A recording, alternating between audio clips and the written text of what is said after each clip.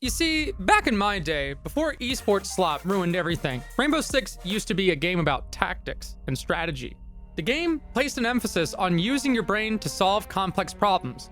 Then, all the esports sweats showed up. Really is a shame. They've made the game so much more arcadey and Call of Duty-like by making the game a million times slower than it used to be, nerfing guns over and over again, and placing a demand on information gathering and information denial as parts of the metagame.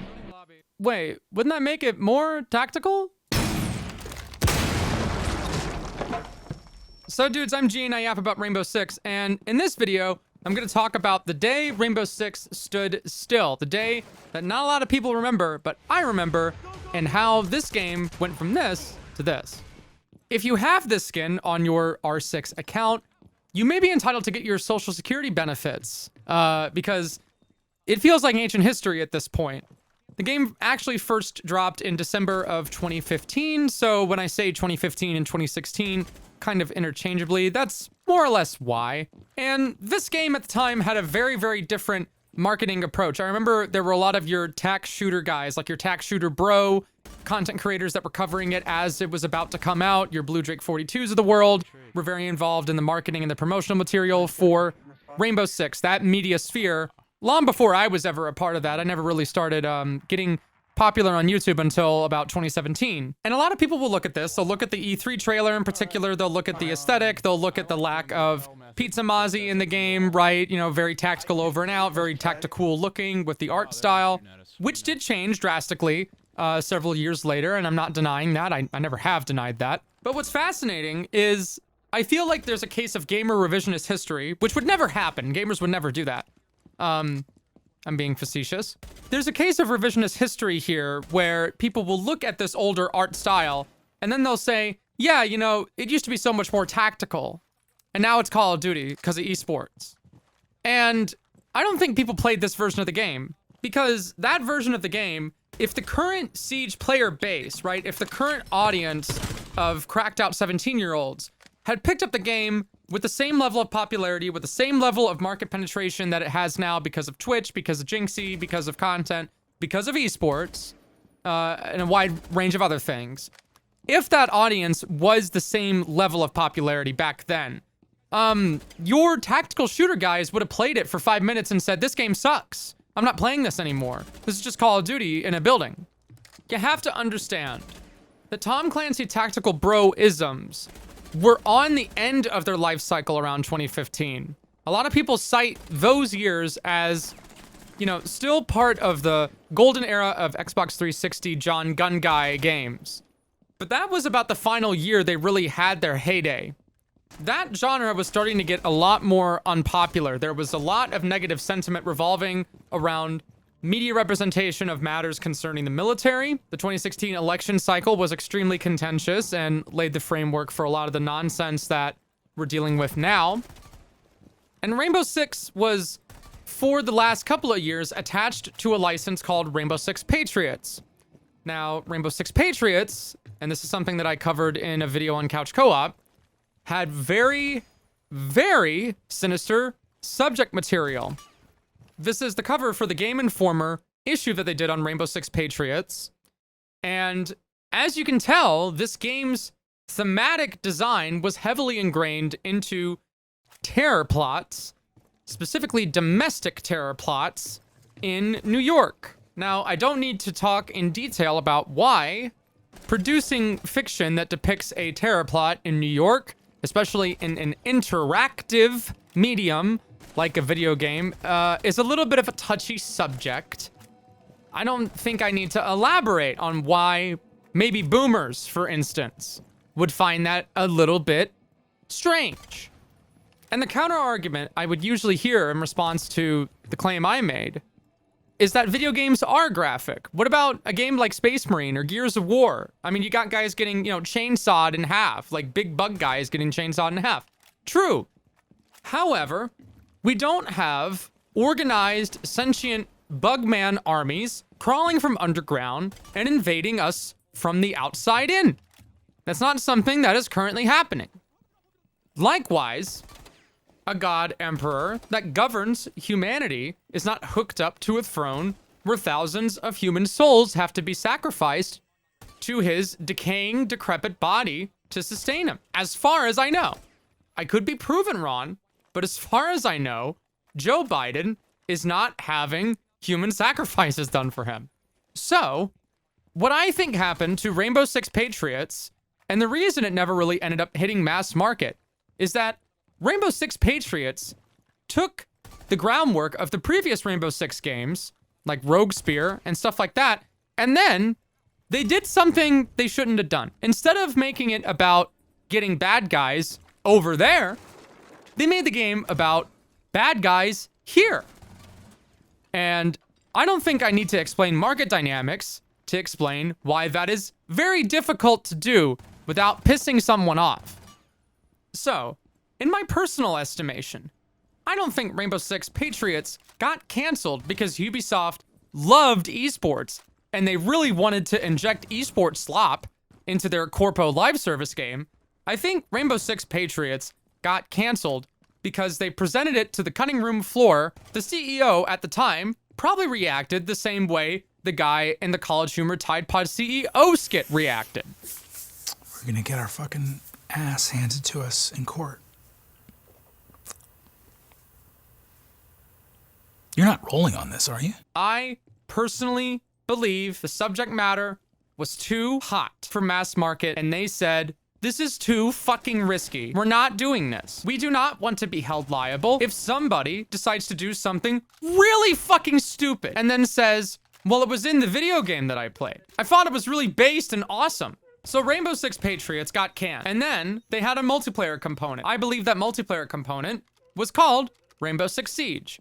So then they pivoted to Rainbow Six Siege, but there was just one small problem. It was a $60 release, and it was basically multiplayer only. So a combined total of 5 people, including myself, actually played the game when it came out. Why did I play the game when it came out? Why was I so intrigued by it? Because I played a lot of Call of Duty, and I played a lot of Counter-Strike. And at first glance, that's what it seemed like to me. Because it had ADS, and you plant the bomb to win. So it's Call of Duty and Counter-Strike. I was a child. I did not know that I was a moron. I'm still a moron for different reasons, but I wasn't a moron to play Siege because it had some similarities to Counter-Strike. Guess what happened to Counter-Strike? Counter-Strike is the premier esport FPS that sets the standard that everybody else follows. So it only made sense that Siege was able to get some kind of catapult off of its terrible launch.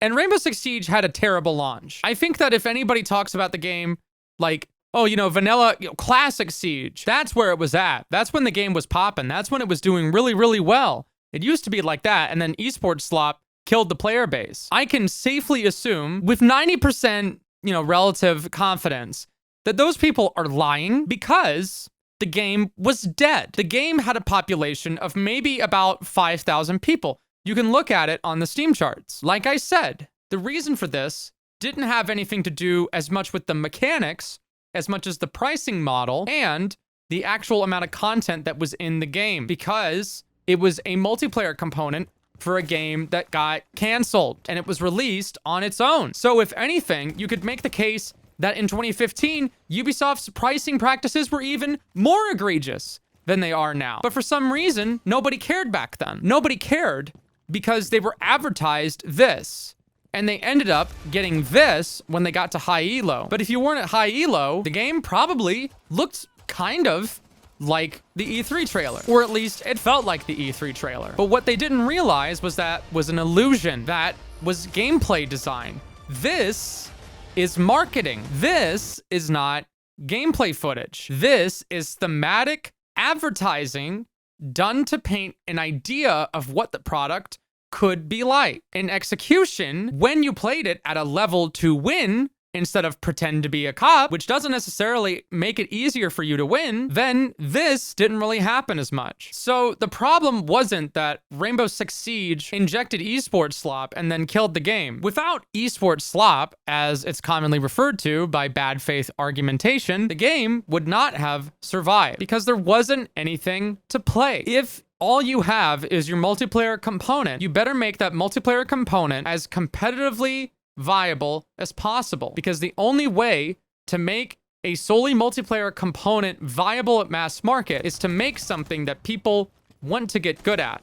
Something that people can feel proud of when they win and accomplish a goal. That's why it leaned into the esports market. It leaned into the esports market because there was no other direction for Rainbow Six to go. If it had not done that, the game would have died. There were tons of John Gun Guy games, Homefront, Spec Ops The Line, and others. All had multiplayer components added on to the base single-player content. And that was a decent way to round out a $60 release. Rainbow Six Siege multiplayer was going to be that. That was its destiny. A multiplayer side product added on to an existing single-player content model that would have been forgotten about within about a year, maybe 2 years. John Gun Guy Tactical Bro stuff was becoming very difficult to market at mainstream appeal due to, like I said, a contentious election cycle that was going on. And also, let's not forget about the adpocalypse. Everybody has completely discounted the impact of the adpocalypse, especially on YouTube, as something that made a lot of developers kind of pause and go, oh crap, okay, well, now we got to be really careful with what subject material we actually put in our games. If your game had already come out in 2012, like Counter-Strike Global Offensive, you probably didn't care. And Counter-Strike Global Offensive got away with having, you know, cops and robbers kind of deal going on. But Counter-Strike Global Offensive also had specific character models depending on the maps. And then by the time Counter-Strike 2 rolled around, even Counter-Strike eventually sanitized it a little bit just to be safe. Now, in Counter-Strike 2, the SAS gas mask guys and the Blind Smoke balaclava guy could have any number of ideological stances. You can't really put a specific label on them. The purpose of that is intentional. They don't want to be associated with having an interactive element associated with one kind of lean one way or a lean in a different direction. Now, at this point, you might be saying, what the hell is G yapping about? My point is, in all of this, right, this long tangent that I've covered, about 13 minutes long, game development companies got a lot better at this business practice, covering your ass. Video games are not a small niche market anymore. Video games are enjoyed at mass market scale to the same degree that film, television, all of that is now part of the entertainment industry. Because of this, there are different responsibilities that you have as a company that produces media. Not necessarily because of somebody with blue hair who's gonna wag their finger at you and say, you can't put that in the video game. Responsibilities in the sense of, how do we limit risks? What can we put out that's a liability versus guaranteed income? And by 2016, I think Ubisoft realized that approaching this topic with intense graphical detail, with realistic graphics and sounds and all of that, right? Immersive experiences that depict serious subject matter like terror plots. I think what ended up happening was they realized this is getting a little bit too hot and we don't want to fuck with this. So then they released Rainbow Six Siege and then they added the white masks as target dummies to shoot at to reflect the multiplayer experience. That way, they could have their cake and eat it too.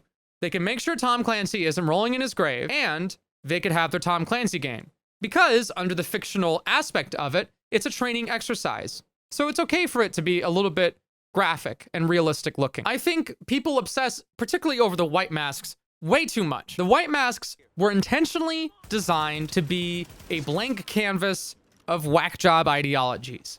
It could have been any number of whack job ideologies that wanted to put a gun in their hand and start some shit because they were angry about something. Right, left, upside down, fucking pink, polka dotted, whatever. It doesn't matter. The white masks were called white masks, right? Because they were blank canvases that were supposed to represent any kind of bad guy. Why? So that Ubisoft could cover their ass. That's why. If you say it's a training exercise, and then you make a multiplayer component, you say it's a training exercise among all of these real units that exist in reality and go after bad guys. And then you can have your esports component. You can have an esports scene and have this kind of subject material because it's not real. So I think Ubisoft actually deserves a lot more credit than they get because that pivot may have been the pivot that saved the license. If they had leaned completely into it like they did with Modern Warfare 2019, the reboot, then their license would have been maligned in the same way. It already is maligned because they have, you know, smoke with cat ears. I get that. But it's not as bad as the complete and total collapse of the marketing approach that they had in 2019, where they rebooted the Modern Warfare license and they were like, this is really tactical, bro, and super, super sick, and John Wiki. And then they go, actually, just kidding, that's too hot. We gotta do Nicki Minaj. Modern Warfare 2, what the fuck are you doing? Why did you make it slow and tactical? What the fuck, Infinity Ward? You fucked it up! Sledgehammer, you gotta make a new game from scratch! Right the fuck now, we're so fucked! What the fuck? That's how you avoid that. That's how you avoid that marketing mismatch. And Rainbow Six managed to avoid that. Point being, there's a difference between realism and tactical mechanics. The game I have in the background is authentically immersive and realistic. Mechanically, it is not realistic because Vinny must be shot 5 million times because their name is Vinny and they're really big. Most of my audience isn't that person that I made up in my mind. That straw man, if you will. Because remember, class, a straw man argument is when you recite an argument that is made and then you say, here are the problems with it. You just learned how to get updoed on the internet. So go out there and make me proud. Thanks for watching. I'll see you guys in the next video. Deuces! That was a little fruity.